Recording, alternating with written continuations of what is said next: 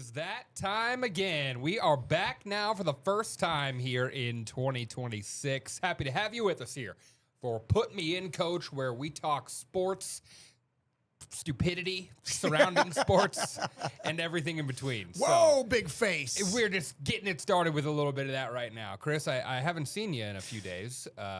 How was the holidays for you, sir? Holidays were great. Surprise, surprise. I haven't really told a lot of people. I've told some. Technically, I kind of got engaged over the holiday break. Like, legit. What? Yeah. Wide shot, Caleb. Let's go wide shot on this if we could. I've got it. Congratulations, Chris. Congratulations, buddy. Man. Yeah. I didn't know that. That's great. Okay. Sorry. That was... Yeah, that breaking news right off the top here. Yeah. I didn't know that that's where we were going, but Yeah, congratulations, buddy. Yeah, it was kind of a surprise. Basically, look, my girlfriend and I, we dated once before. We have been back together for over a year now, and we're long distance. She's in Florida, and I'm here. And so when I went down this past week for my vacation for a week off, Saturday night, we were talking about everything, and my mom had given me a ring, and she's like, hey, whenever you feel the time is right is when you should do it. Man. And I was like, look, babe, I know it's tough. I know it's long distance, but somehow, some way, we're going to figure this out to be back together. I was like, so if you're down to keep doing it and you want to make it forever, let's do it. Let's ride. Let's ride. And That's so, awesome, so Broncos country, let's ride. Okay, sure. So yeah, so we are. So I guess we're happily, promisely engaged, whatever you want to call it. Dude, congratulations, man. Thank you very much. It's a wonderful thing. We'll talk more off camera. Yes, we about will. That. And I'll give you my 1 year of marriage experience advice, which isn't much. Jam-packed. We Like were the show. married like a week before we found out we were going to have a baby. So it was, By the way, still one of the top tier reception meals of all time: Huey Magoo's chicken and Big Slice pizza. That guy right there, the MVP. Hey. Everybody was very happy. Yeah, it was one heck of a celebration. So, I wish I could go back. Okay, what we're going to do is go forward, though, today, because we're going to get right into this. We're talking NFL playoffs. Mm-hmm. We've got the playoff bracket. Wild card round starts this Saturday. Yeah. And, Chris, as we look at it here, our buys, or our first round buys here are, as you mentioned briefly there, Broncos country. Broncos country. Let's ride the couch because they're off this week. And then the Seahawks over on the NFC side of things. So as you look at this bracket, the first thing that jumps out to me is no Chiefs, but I was going to say, in the words of George Carlin, does it feel like something's missing? Does it feel like an old friend is gone? Okay, but realistically, Jesse, as sad as we are, the content that we love to put out every day and talk about, do you kind of feel like, just for a second, do you kind of feel like, it's kind of nice not to have the stress of an every weekend 4-hour just stress fest? Is it nice? Yeah. Is it refreshing? I guess. Right. It's half and half, right? You really are. It's like, Yeah. I'm kind of glad, but I'm also like, well, I don't care who wins because really, they're not my team. They're not our team. They're not the Yeah. Chiefs. It's nice to be able to watch it from that sort of standpoint for sure. Do you have one of these teams that, you look at and you say, well, now I want to ask you this, and this is kind of the way I phrased it to somebody else. I have a gut pick Okay. and then a fun pick. Somebody I'd love to see make some noise. I'll start. Okay. Be my guest. I'm going to say my gut pick here is telling me the Patriots. I hate to agree, but I got to agree there. The gut says New England and Drake May are probably going to be in the AFC representatives. And I could be wrong. I mean, dude, the Bills beat them at New England, I'm pretty sure, did. wasn't it? Earlier this year. They Their did. second meeting. Okay, so to answer your question, the team that I want to represent the AFC, give me Duval. Give me Jacksonville. I mean, look, okay, when I was down for the holiday, my girlfriend, my now fiance, her father, they live just outside Jacksonville, diehard fans. And we both said, I mean, like the Patriots, to go a year ago from winning 4 less games to being a 12 or 13 or 14 win team now is remarkable. And I would love to see the Jacksonville Jaguars finally get to a Super Bowl. They've been in an AFC title game twice in our lifetimes since '97 when they came in the league. They haven't gotten to the big one. I would love to see them get to the Super Bowl. Yeah, they're a fun team for sure. Yeah. And I think the narrative around Trevor Lawrence has most certainly changed. Yes. Now. Liam Cohen has been the hire of the offseason. Did not expect him to do that this rapidly. Not a chance. Yeah, they've been playing great defense down there Yeah. in Duval County, and they run the ball well. Yeah. They've got, Lawrence has been playing efficient football. He's running the ball as well. So they would probably qualify as a fun pick for me. But, Yes. But New England is just another machine. Yeah. But you know what, though, dude? For the first time in a long time, it feels pretty wide open. Let's pull that bracket up one more time. It does. Tim. I was going to say, either side of the bracket, I'm not sold. And by the way, I will say this. I think the most unfair matchup of this entire playoffs is Jacksonville and Buffalo. I feel bad for Trevor because if you lose to Buffalo, you waste a great season. If you're Josh Allen, the narrative becomes, all right, there was no Burrow, there was no Mahomes to go through, and you couldn't beat Jacksonville. No Lamar. I mean, Texans should win that all day. Chargers aren't that good right now. Like I said, that matchup kind of cheats me. I feel like that should be almost a championship matchup. Yeah, it's a shame. It's going to be a fun weekend of opening football. My fun pick here is the Chicago Bears. I want to see the Bears. I want to see the Bears make some noise. Me love too. Ben Johnson, the head coach there, and I just love that they get the Packers first round. Man. I love that. What a great matchup it's going to be. Yeah, you get the bitter rivalry in the opening round of the playoffs. At Soldier Field. Yes, it's going to be a fun one for sure. So we'll see what happens. We'll continue to talk about that as the playoffs roll on. We've got some other news to get into as far as the NFL is concerned, Chris. Head coaching openings. Well, I tell you what. Lots of them. That Ravens-Steelers matchup the other night kind of felt like the loser leaves town. Yep. Sort of deal. It did. And the Ravens, well, they lost for a number of reasons, obviously. I think, they missed the playoffs for a number of reasons. It wasn't just coming down to that Tyler Loop wide right missed field goal. Obviously, their starting quarterback missed some time. Yeah. That hurts you. That does. Look, we're going to get into it. And I think for the most part, most of us understand this is the dumbest thing the Ravens could do. John Harbaugh has been there for 18 years, made the playoff 12 times, won the Super Bowl back in 2013 against a great San Francisco team and his brother, Jim Harbaugh. And it's like, look, how do you count this year as the straw to break the camel's back when, again, you didn't have Lamar Jackson, your starting quarterback, for at least 4 games? Yeah. You did find your way back in the playoff hunt. And again, your season came down to a kicker that missed a kick that was makeable. Yeah. I don't know. If you're the Ravens, it's not like Ohio State fired Ryan Day, right, or somebody that great per se in comparison. But to me and you, I think we both realize, you look on these lists, these 6 teams besides the Ravens, they all need a spark. Yeah. And John Harbaugh is the guy that can come in and give you a spark because he knows how to do it. Yeah, I think dumb decision. I was saying this all year long. I feel like the AFC North, Ravens, Steelers, Browns, Bengals, all 4 of those coaches, you could have made a case to let them go. 100%. And I think that the Ravens, I'm not surprised because, dude, 18 years, I mean, like, in the NFL with one team, it's got to be like at some point, it's got to be a little stale. You either die the hero or you live long enough to become the villain of the franchise, right? And it's like, who's really, like, going forward, who's going to be the one to drive things for you? It's going to be Lamar. So bingo. And the OC, Todd Monken, I think that's what reports are saying, is that Harbaugh refused to move on from Todd Monken after the last couple of years. I mean, I don't know. I think you got to side with a generational talent like Lamar, and right, because it's always a quarterback-driven league, so you will. It is, yeah. Of those job openings here, sorry, Caleb, terrible timing by me. Psych out. If we could throw those head coach openings back up there. Of these jobs, Chris, I think we probably both agree the Ravens is the most attractive job solely because of Lamar. I mean, is that fair? Fair. Okay. Besides that, so selfishly, all right. Selfishly, as a growing up New York Giants fan, I would love Harbaugh to come to the Giants. But if I'm Harbaugh, I'm picking between either going to the Giants or I'm going to the Cardinals. Because look, here's the deal: Jacoby Brissett proved that this year the Cardinals don't need Kyler Murray. He was a great quarterback for them. Had great chemistry, either with or without Marvin Harrison Jr. in there. Thank you, Michael Wilson, for taking me to the playoffs. Same. And the Cardinals need a defense. The Giants need a defense. They need some help. So those 2 jobs to me have the quickest route to success. Outside that, I think the Raiders, the Browns, the Titans, the Falcons, I don't like the future of those for a quick mercurial rise. I think as far as the openings, I find the most attractive of these.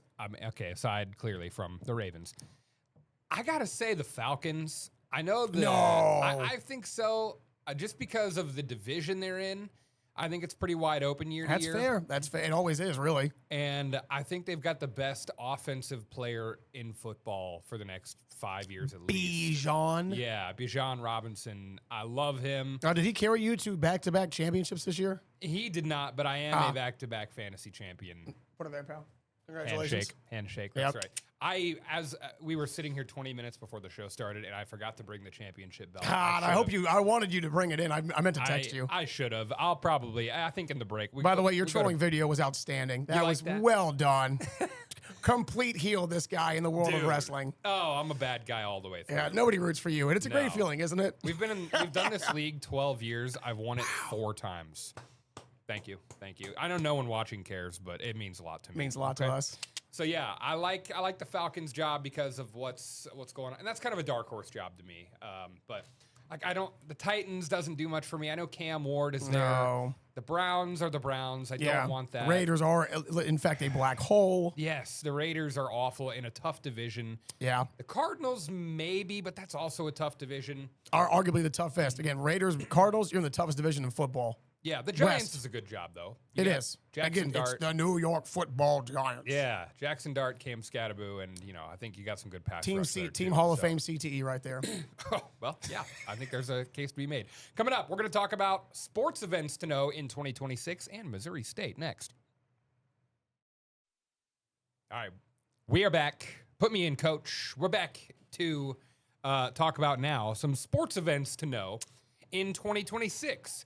And Chris, I put together a list here of some major sporting events, and I want to know on what you're thinking here about any of these really sing to you. I know we look at, and I'll just run through them here. Winter Olympics, that's coming up quick, February 6th through the 22nd. Super Bowl LX. Wow. 60, right? Super Bowl 60, bro. 60. Yep, that's in Santa Clara, California. Yeah, a month and a day from today. That's right. So Super Bowl coming up February 8th, of course. That's every year, as we know. FIFA World Cup, June 11th through July 19th. Arrowhead Stadium going to be hosting some matches. Awesome. Including Lionel Messi, from what I understand, will be playing in KC. MLB's opening day, that's on March 25th. Always a big one, kind of some tradition there. The Masters. April 9th through So good. April 12th. A tradition unlike any other. Is that copyrighted? Probably not. Probably not, hopefully. And then I know what is copyrighted is the Bruce Buffer intro for That's the UFC. right. And I put this one on here because, and there's a question mark next to it, June 14th. Yeah. The White House UFC fight event. That's been discussed. I don't know if anything is like in stone for that. Yeah. I don't know either, but obviously there's been a lot of talk publicly about having, because Trump does want it, so. Yeah, it's an interesting thought for sure. And I'm not really like I used to be a lot more into UFC. I don't know. Same. Are you not? Are you anymore? I mean, like, look, I can't say I was the biggest fan. I mean, obviously, right? It is the quote outside of football. It's the most barbaric sport we get to watch. Very much gladiator-esque. So, in my younger days, right, when Spider Anderson Silva was the man for a long time, Chael Sonnen, like I was a bigger fan in the early days of it in the mid 2000s. When going to places like Gator Dockside or Buffalo Wild Wings was like the group move in college. Yeah. But like a lot of things, as I'm an older person, I'm mid to late 30s now. I'm like, oh, it's cool. I don't follow it that much, but being the fact that we do have one of our very own UFC fighters here, Julius Walker, being there now in that ring, I don't know if he's going to get an invite to this yet, but I do know that he'll be fighting in February coming up at the UFC Las Vegas. Cool. So if he does kick butt stuff there, maybe down the road he gets an invite, so I'll become a bigger fan. You feel me? Dude, I would love to see. I mean, February to June. I don't know. Is that enough time for a UFC fighter to? I guess depending on how much damage you take. Exactly. And, Julius being Julius, he's very much he's a good striker, but he's definitely more of a wrestler. So for him, if he can get a guy down quickly, maybe take a little damage and maybe dish out a lot of damage. You feel me? Like, Yeah, guy. hey. Yeah. Pull that list back up one more time, Caleb. Of these events, Chris, which of these speaks to you the most? Okay, so since the Chiefs are not playing in the playoffs, obviously we can out the Super Bowl. Yeah, I mean, I'm I'm still there for the snacks, obviously, in the game. I care about that. Winter Olympics, FIFA World Cup is always fun because, of course, it's a periodic thing, not an annual thing. But you know me, Jesse. I like to be known around here as Mr. Golf in the Ozarks. It is, without a doubt, the Masters. I mean, it's the most prestigious tournament in the world. The pomp and circumstance, the patrons, not fans, patrons at Augusta. Of course. And I mean, it's the Masters, bro. It's just the coolest golf tournament with the most aura. Give me that every day of the week and twice on Sunday. I love it. Yeah. And About you? For me, I think as a bettor, As a betting man? as a betting man, the Super Bowl. Yeah, obviously. hands down. Looking All the forward. prop bets. Love that. And I love getting the friends and family together to watch. Yeah. And, betting with my friends and family. Like we fill out, like we have like the 30 question list of props, like just silly stuff Yes. like coin toss, heads or tails. How long will the national anthem go? Over or under What 2 color minutes? Gatorade does the winning head coach get dumped on? Exactly. great Love bets. that. Love that kind of stuff. So, for that side of it, always love the Super Bowl. As far as these events, what I'm looking forward to the most as a spectator, I think probably the World Cup. Which is fair, too. And I'm not really a big soccer guy until the World Cup comes around. Fair. And I don't expect the United States to do much. I don't know a ton about soccer. But you know that we're not a world power, I can tell you that. That's correct. Sadly. Yeah. Yeah. But I'm looking forward to seeing like probably Lionel Messi's final World Cup. Yes. Gosh.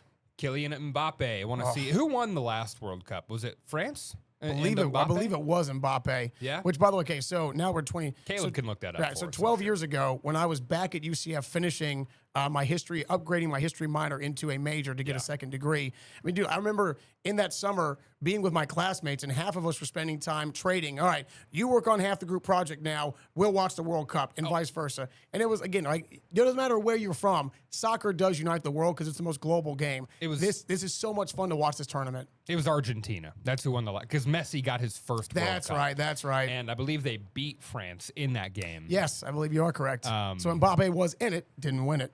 Yes, that's right. That's right. So, But yeah, it's fun.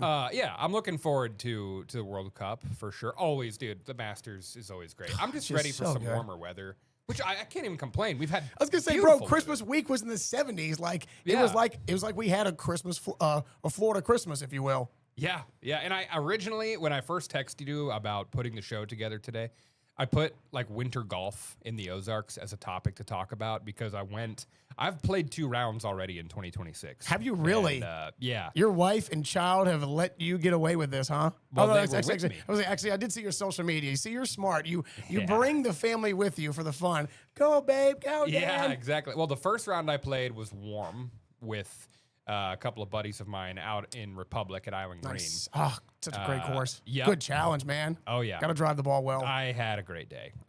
For my standards. Okay. Solid. 94. Okay. Hey, broke 100. New Year's resolution for me is to break 90. Okay. I'm breaking 90. Bro, this year. hey, okay, so is this now going to be a new thing? Is that, if we just make a segment right now, Breaking 90 with Jesse Inman?